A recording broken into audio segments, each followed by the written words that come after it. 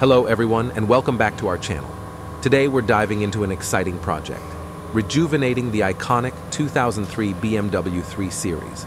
We've tackled extensive welding work to repair the rusted sections of the floor pan, and we're thrilled to guide you through the process.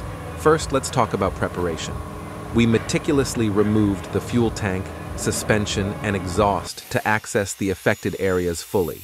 Once everything was stripped down, we encountered the enemy of all vehicles, corrosion.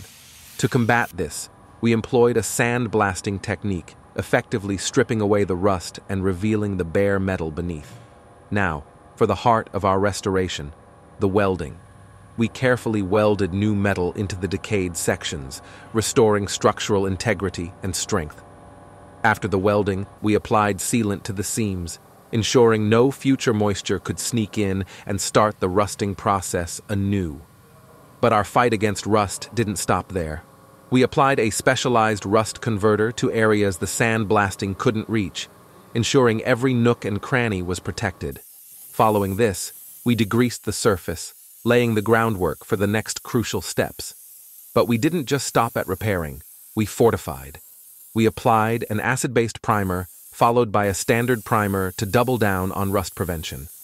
To top it off, we added a layer of special rubberized bronze mastic, essentially armoring the undercarriage against the elements. The result? A beautifully preserved piece of automotive history. This BMW isn't just ready to hit the road again, it's set to conquer it for years to come. Thank you for joining us on this restoration journey. The result? A beautifully preserved piece of automotive history. This BMW isn't just ready to hit the road again, it's set to conquer it for years to come. Make sure you watch until the end to see the stunning transformation and the super result we achieved.